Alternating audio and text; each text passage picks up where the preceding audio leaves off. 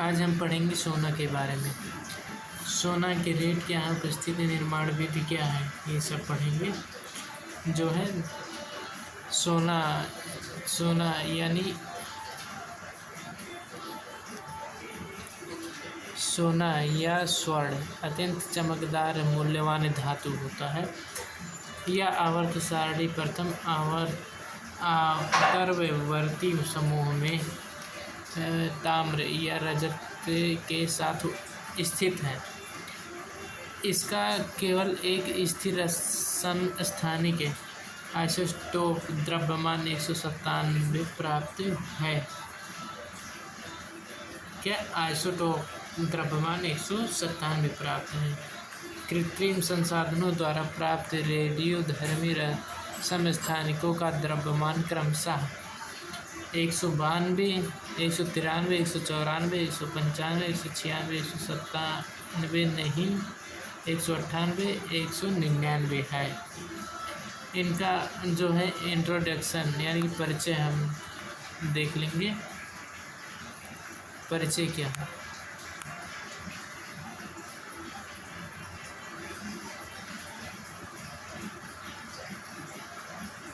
सोना एक धातु एक एवं तत्व है। शुद्ध सोना चमकदार पीले रंग का होता है, जो कि बहुत ही आकर्षक रंग है।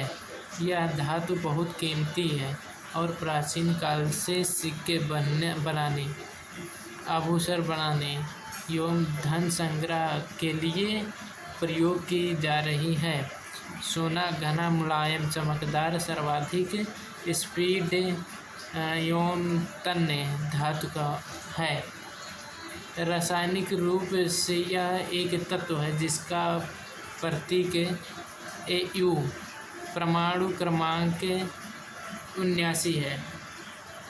सोना का परमाणु क्रमांक जो है 79 है और इसका प्रतीक Au होता है। Au जो कि इम्पोर्टेंट है, इसे हम समझ सकते हैं। परमाणु क्रमांक 79 और प्रतीक की बात कर लें धातु की Au होता है।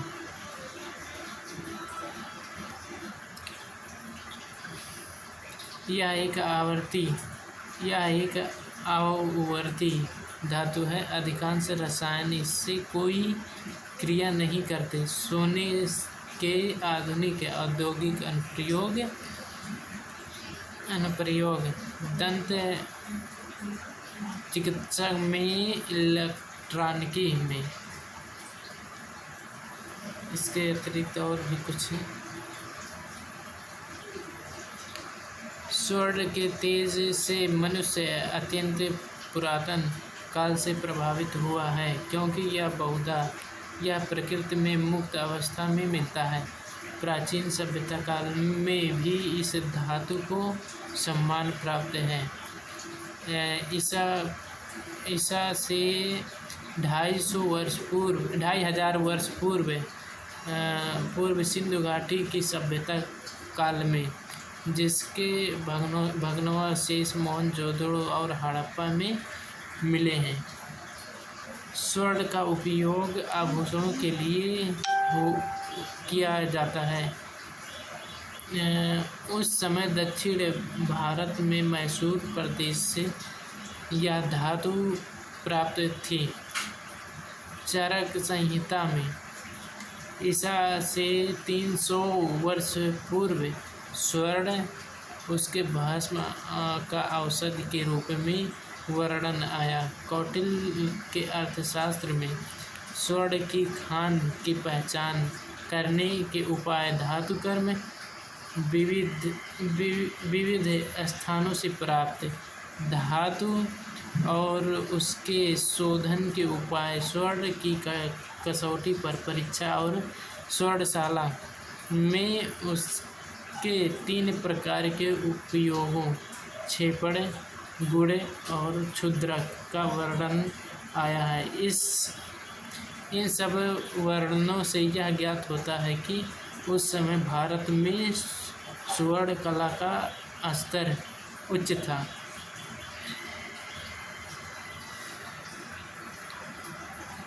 यहाँ पर आप सोना देख सकते हैं कितने चमकदार हैं। इसे जो इसका जो है रासायनिक नाम AU होता है। क्या होता है? AU। और इसका क्रमांक जो है 79 होता है।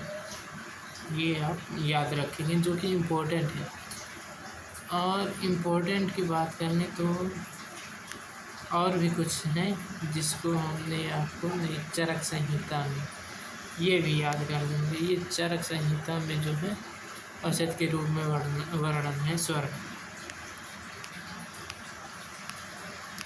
इसके अतिरिक्त मिस्र सभ्यता के इतिहास में भी स्वर्ण के विविध प्रकार के आभूषण बनाए जाने की बात कही गई है। किसमें? मिस्र की सभ्यता में। मिस्र की सभ्यता में ये इम्पोर्टेंट है। आप इसे अलग से लिख सकते हैं, मिस्र की सभ्यता में।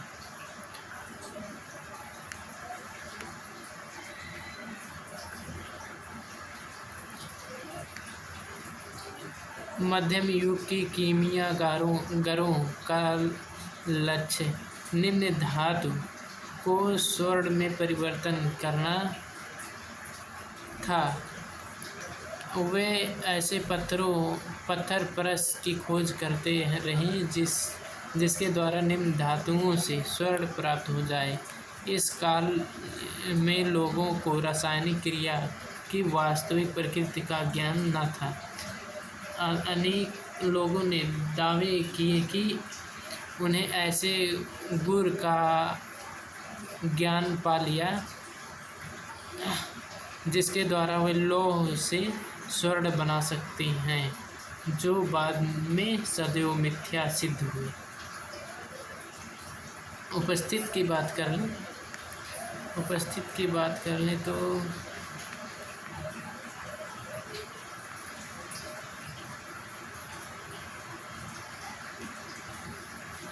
स्वर्ण प्रायः मुक्त अवस्था में पाया जाता है। यह उत्तम गुण का तत्व है, जिसके कारण से उसके यौगिक प्रायः अस्थायी ही होते हैं। आग्नेय चट्टानों में बहुत सूक्ष्म मात्रा में वितरित रहता है, परंतु समय के साथ क्वार्ट्ज नलिकाओं में इसकी मात्रा में वृद्धि हो गई। प्रकृति क्रियाओं के फलस्वरूप कुछ खनिज पदार्थों में, जैसे लौह पायरट Fe2, सीस सल्फाइड PbS, चेलकोलाइट Cu2S आदि अयस्कों के साथ स्वर्ण भी कुछ मात्रा में जमा हो गया। यद्यपि इसकी मात्रा न्यून ही रहती है, परंतु इन धातुओं का शोधन करते समय स्वर्ण की समुचित मात्रा मिल जाती है। चट्टानों पर जल के प्रभाव द्वारा स्वर्ण के सूक्ष्म मात्रा में पथरीले तथा रेतीले स्थानों में जमा होने के कारण पहाड़ी जल स्रोतों में कभी कभी इसके कण मिलते हैं।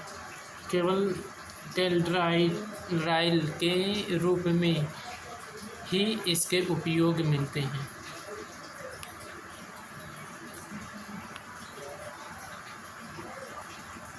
भारत में विश्व का लगभग 2% स्वर्ण प्राप्त है। कितना? विश्व का लगभग 2% स्वर्ण प्राप्त है। मैसूर और कोलार के खानों से यह सोना निकाला जाता है। हाँ, मैसूर या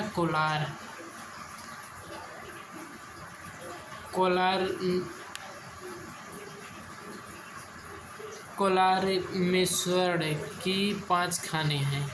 इस खानों से स्वर्ण पारद के साथ पारदन तथा साइनाइड विधि द्वारा निकाला जाता है। उत्तर में सिक्किम प्रदेश में भी स्वर्ण अन्य अयस्कों के साथ मिश्रित अवस्था में मिला करता है। बिहार के मानसून सिंहभूम जिले में स्वर्ण नदी में भी स्वर्ण का कण प्राप्त होता है।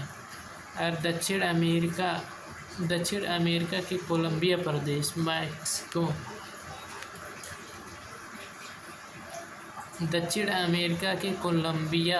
प्रदेश मैक्सिको, संयुक्त राष्ट्र अमेरिका के कैलिफोर्निया तथा अलास्का प्रदेश, ऑस्ट्रेलिया तथा दक्षिण अफ्रीका स्वर्ण उत्पादन के मुख्य केंद्र हैं। यह इम्पोर्टेंट है, आप इसे जो है नोट कर सकते हैं। कहाँ अलास्का, कोलंबिया, मैक्सिको, संयुक्त राष्ट्र अमेरिका, कैलिफोर्निया, ऑस्ट्रेलिया, दक्षिण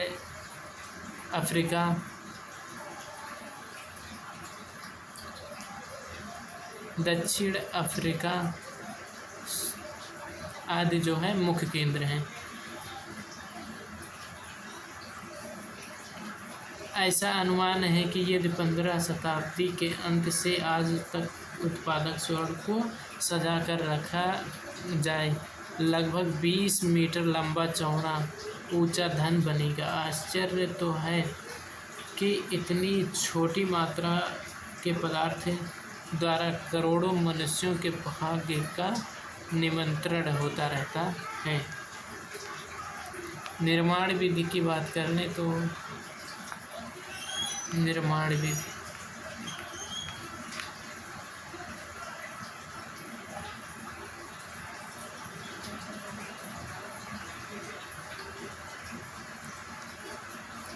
निर्माण विधि स्वर्ण निकालने की पुरानी विधि चट्टानों की रेतीली भूमि को छिछले तवों पर धोया जाता था। छिछले तवे पर धोया जाता था। स्वर्ण की उच्च घनत्व होने के कारण वह नीचे बैठ जाता था। स्वर्ण का जो है घनत्व अधिक होता है, इसलिए वो तवे के नीचे बैठ जाता था। तवे पर हल्की रेत धोवन के साथ बाहर चली जाती थी। हाइड्रोलिक विधि में जल की तीव्र धारा को स्वर्ण युक्त चट्टानों द्वारा प्रविष्ट करते हैं, जिससे स्वर्ण से मिश्रित रेत जमा हो जाती है। कौन विधि थी? विधि का नाम है हाइड्रोलिक विधि। हाइड्रोलिक विधि द्वारा जो है स्वर्ण को निकालते थे।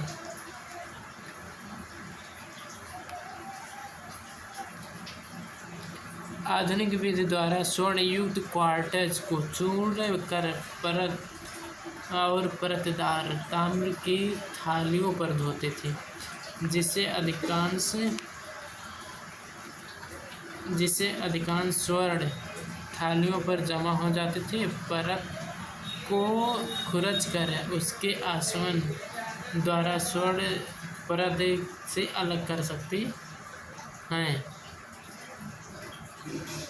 प्राप्त स्वर्ण में अपद्रव्य वर्तमान रहता था। क्या अपद्रव्य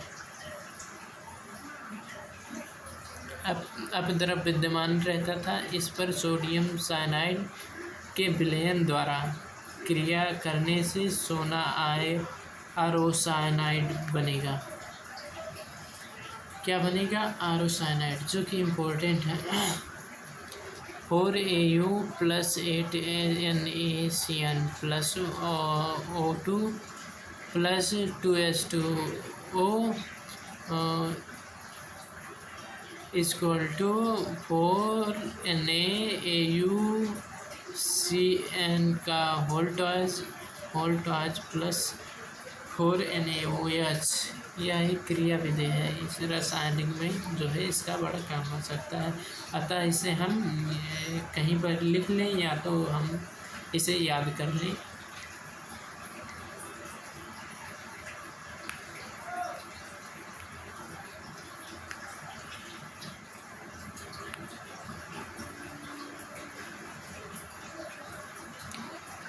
इस क्रिया में वायुमंडल की ऑक्सीजन ऑक्सीकरण कारक के रूप में प्रयुक्त होती है। सोडियम साइनाइड विलयन के विद्युत अपघटन द्वारा यशद धातु की क्रिया से स्वर्ण मुक्त हो जाता है। Zn 2NaAuCN का होल टॉस is equal to Na2 ZnCN का CN का होल फोर्थ। इसे क्या कहते हैं अभी इतना कंफर्म नहीं है, पर मैं बता दूंगा। +2Au साइनाइड द्वारा ऐसे अयस्कों से स्वर्ण निकाला जा सकता है जिसमें स्वर्ण की मात्रा न्यूनतम हो। अन्य विधि के अनुसार अयस्क में उपस्थित स्वर्ण को क्लोरीन द्वारा गोल्ड क्लोराइड में परिणत कर जल में विलयित कर लिया जाता है। विलयन में हाइड्रोजन सल्फाइड प्रवाहित करने और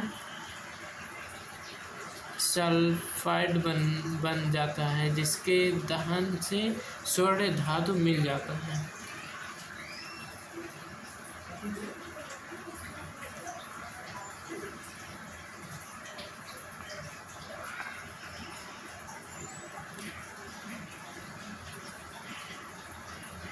गुणधर्म की बात कर लें तो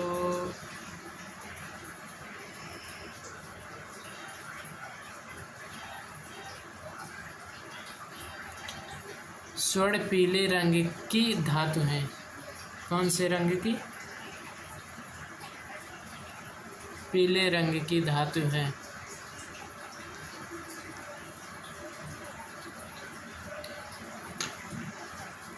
अन्य धातुओं के मिश्रण से इसके रंग में अंतर आ जाता है।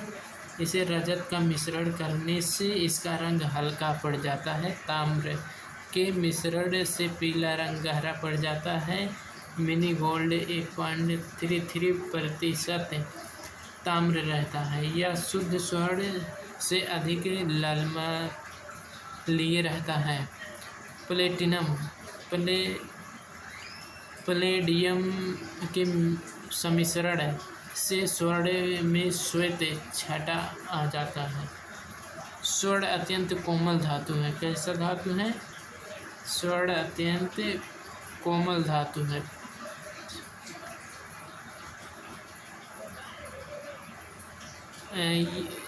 स्वच्छ अवस्था में यह सबसे अधिक धातुवर्य तथा अन्य धातु है। इसे पीटने पर 10 से 5 मिलीमीटर पर पतले वरक बनाए जा सकते हैं। स्वर्ण कुछ विशेष संकेत की बात कर लें। स्वर्ण का संकेत ये है इम्पोर्टेंट, ये सब इम्पोर्टेंट है, ये सब इम्पोर्टेंट है। संकेत Au परमाणु संख्या 79, परमाणु भार 196.97। ये परमाणु भार है। गलनांक की बात कर लें तो 1063 डिग्री होता है। क्वथनांक की बात कर लें तो 2970 होता है। घनत्व की बात कर लें तो 19.3 ग्राम प्रति घन सेंटीमीटर होता है।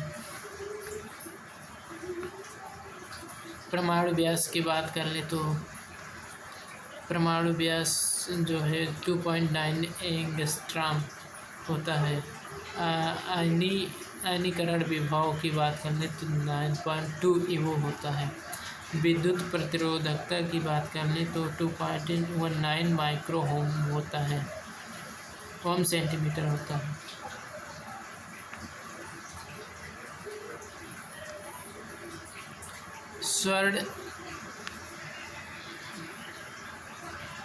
स्वर्ण वायुमंडल ऑक्सीजन द्वारा प्रभावित नहीं होता है। विद्युत वाहक बल श्रृंखला में स्वर्ण का सबसे नीचा स्थान है।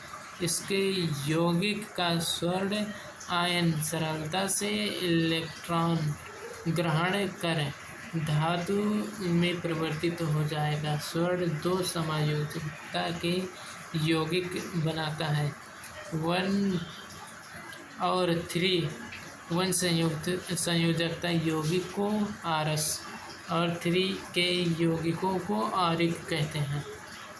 आरस जी स्वर्ण दो संयोजकताओं के से यौगिक बनता है। 1 और 3 एक संयोजकता के यौगिक को आरस कहते हैं। क्या कहते हैं? आरस। और 3 के यौगिक को आरिक कहते हैं। आरिक।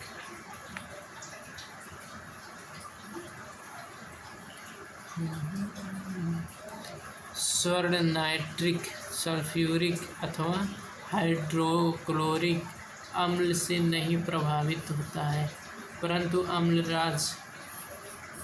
अम्लराज में घुलकर क्लोरोऑरिक अम्ल बनाता है। इसके अतिरिक्त गर्म सेलोनिक अम्ल, क्षारीय सल्फाइड तथा सोडियम थायोसल्फेट में विलय है। ये सब इम्पोर्टेंट है।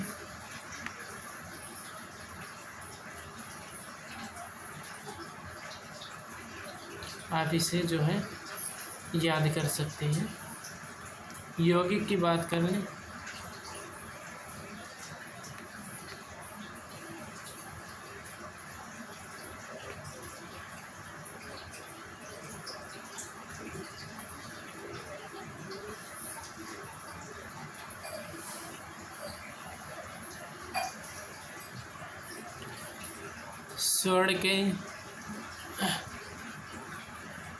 स्वर्ण के 1 और 3 संयोजी यौगिक प्राप्त हैं। इसके अतिरिक्त इसके अनेक जटिल यौगिक भी बनाए गए हैं, जिसमें इसकी संख्या उपसंयोजकता 2 या 4 रहती है। उपसंयोजकता 2 या 4 रहती है। स्वर्ण का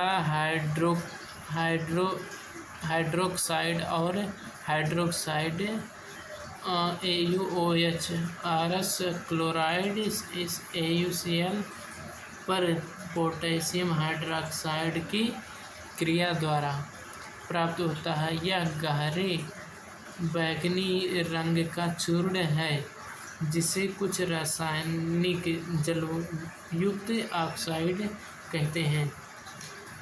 A2O या स्वर्ण क्रियाक्साइड AU2O3 में परिणत हो सकता है।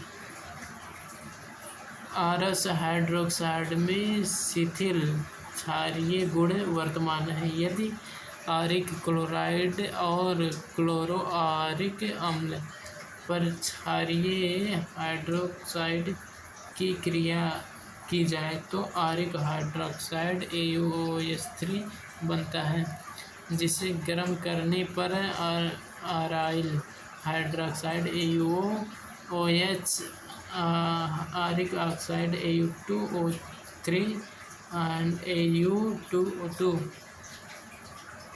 पश्चात स्वर्ण धातु बचा रहती है।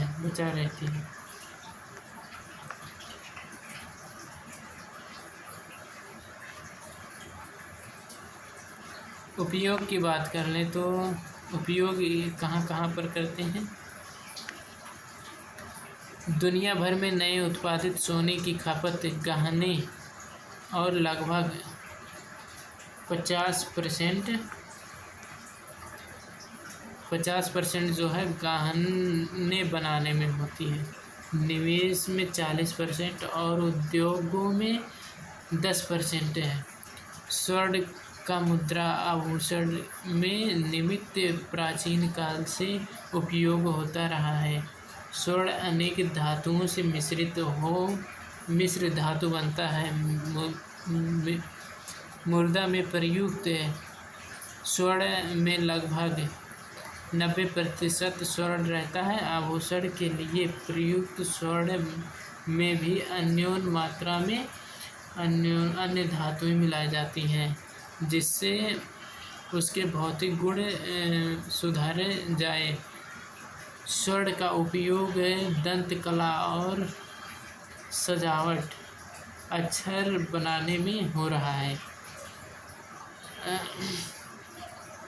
स्वर्ण के यौगिक फोटोग्राफी कला में तथा कुछ रासायनिक क्रियाओं में भी प्रयुक्त हुए हैं। स्वर्ण की शुद्धता डिग्री अथवा कैरेट में मापी जाती है। डिग्री अथवा कैरेट में मापी जाती है। एक बार और जान लें, स्वर्ण की शुद्धता डिग्री और कैरेट में मापी जाती है। शुद्ध स्वर्ण 1000 डिग्री का अथवा 24 कैरेट होता है। खनन की बात कर लें तो कहाँ से इसकी खनन हुई थी?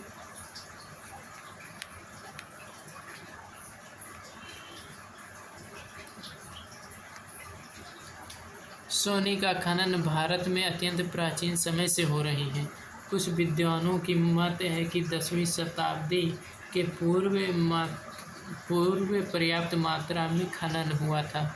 गत 3 शताब्दियों में अनेक विविधताओं में भारत की स्वर्णयुक्त क्षेत्रों में कार्य किया।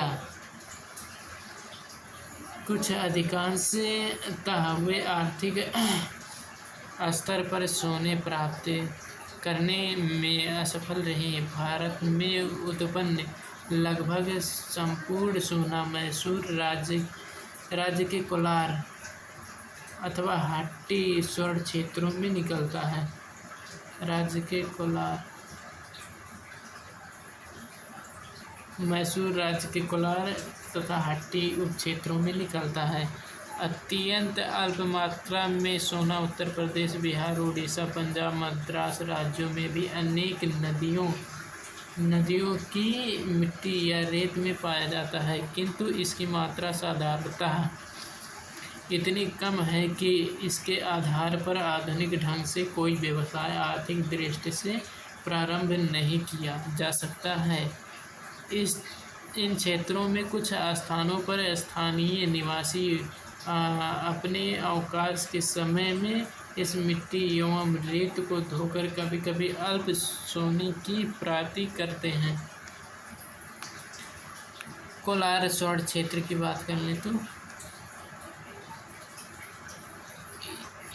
कोलार स्वर्ण क्षेत्र, यह क्षेत्र मैसूर राज्य के कोलार जिले में मद्रास के पश्चिम की ओर 125 मील दूरी पर है। समुद्र 2800 फुट की ऊंचाई पर यह क्षेत्र एक उच्च स्थली पर है। वैसे तो इस क्षेत्र का विस्तार लगभग दक्षिण में 50 मील तक है, किंतु उत्पादन योग्य पट्टिका की लंबाई लगभग 4 मील है। इस क्षेत्र में बालाघाट नदी, दुर्ग, उरगाम, चैंपियन रीफ तथा मैसूर खानी स्थित है। खनन के प्रारंभ में 1951 के अंत में 2,18,42,902 आउंस स्वर्ण, जिसका मूल्य 169.61 करोड़ है। कितना? 169.61 करोड़ रुपया है। कोलार क्षेत्र में कुछ 30 पट्टिकाएं हैं, जिनकी औसत चौड़ाई 3 से 4 फुट है।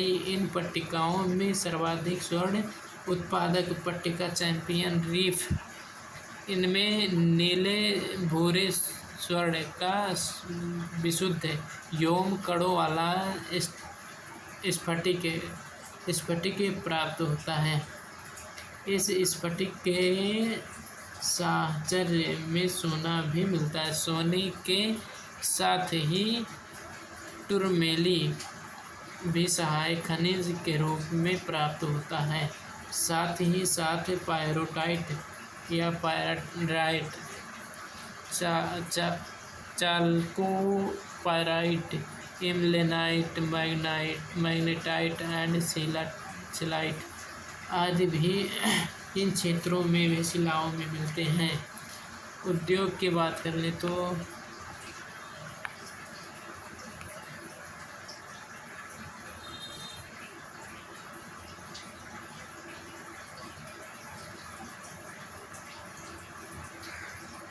ये रहा उद्योग।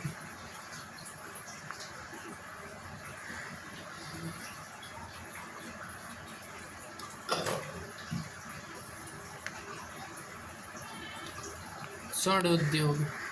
कोलार मैसूर सोने की खानों में पूर्णतः आधुनिक एवं वैज्ञानिकों विधियों से कार्य होता है। यहाँ की 4 खानें मैसूर, नदीदुर्ग, ओरगाम एंड चैंपियन रीफ संसार की सर्वाधिक गहरी खानों में से है।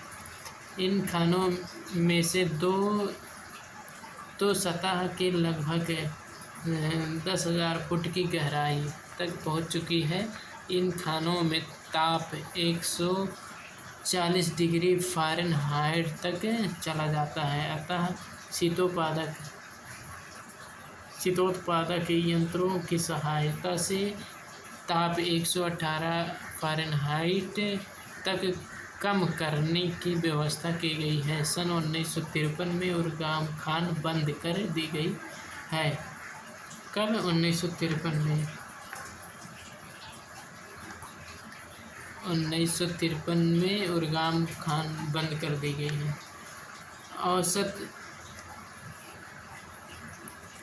औसत रूप से कोलार में प्रति टन खनिज में लगभग 3.25 मास से सोना पाया जाता है। द्वितीय विश्व युद्ध से पूर्व विपुल मात्रा में सोने का निर्यात किया जाता है। सन 1939 में 3,14,515 आउंस सोने का उत्पादन हुआ, जिसका मूल्य 3,24,34,364 रुपये हुआ। किंतु इसके पश्चात स्वर्ण उत्पादन में अनियमित रूप से कमी होती चली गई। सन 1947 में उत्पादन घटकर 1,71,795 आउंस रह गया, जिसका मूल्य 5,10,69,000 रुपये तक पहुंचा। कोलार स्वर्ण क्षेत्र की खानों का राष्ट्रीयकरण हो गया तथा मैसूर की राज्य सरकार द्वारा संपूर्ण कार्य संचालित होता है। कोलार विश्व युद्ध का एक अद्वितीय तथा आदर्श खनन नगर है। यह स्वर्ण खानों के कर्मचारियों को लगभग सभी संभव सुविधाएं प्रदान की गई। खानों में भी आपातकालीन स्थिति का सामना करने के लिए विशेष सुरक्षा दल रहते हैं। हैदराबाद में हट्टी में भी सोना प्राप्त हुआ। इस प्रकार केरल में वायनाड नामक स्थान पर एक सोना मिला, किंतु ये निक्षेप कार्य योग्य नहीं है। सोना का चढ़ना की बात करें, सोना के चढ़ने की बात, ये रहा सोना के चढ़ने की बात।